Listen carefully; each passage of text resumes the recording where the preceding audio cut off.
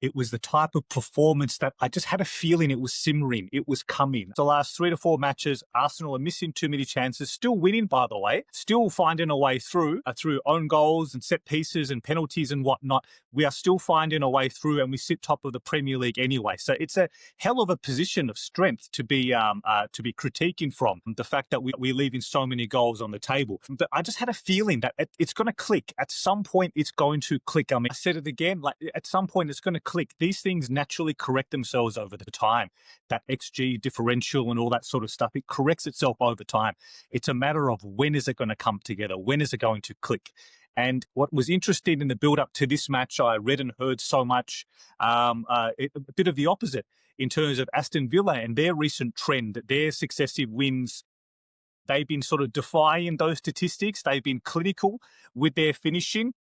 You know, a lot of long range strikes as well from someone of the caliber of the skill of Morgan Rogers, for example. I've read a lot about that. It was that was the thing in my head going into this match, that we needed to convert.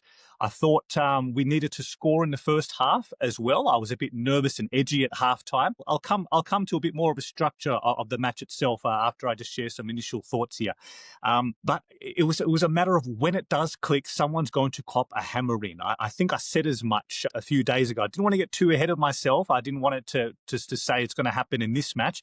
But I was a bit concerned that if we don't take our chances, if we squander too many against Aston Villa, that we might get stung in the second half, because they've done it before as well, right? They've had an excellent record against Arsenal. Even last season when we were 2-0 ahead, they conjured a way back, and we dropped points in that match. It was one of those infamous matches last season where that whole point drop from winning positions tally, which I know it did everyone's head in last season. That's a standout in my memory. We should have seen that game through. Unfortunately, we didn't. But there was no narrative today. We answered all of them. We comprehensively dismantled them in that second half and put four. And you know, we probably should have had some more as well. I don't have anything against Emery. I absolutely don't. He's an excellent manager and has proven that over time.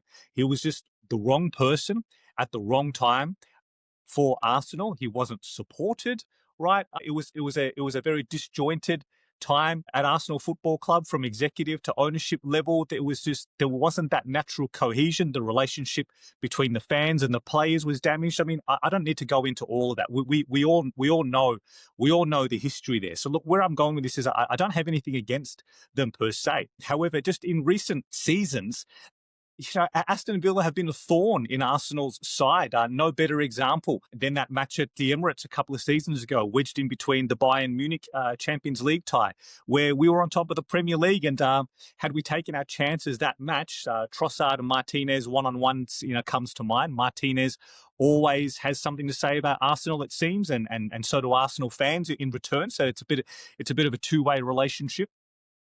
But all those narratives, all the times that they've come and rained on our parade, even just three and a half weeks ago, I think it was, winning from the final kick of the match. And, they've danced on our parade a few times. And Emery has the wood over Arteta, even from his Villarreal days and that Europa League semi-final some seasons ago. So look, all of that being said, whilst I have nothing against them per se, I've been waiting, hoping, wanting Arsenal just to say enough is enough. Just it's enough.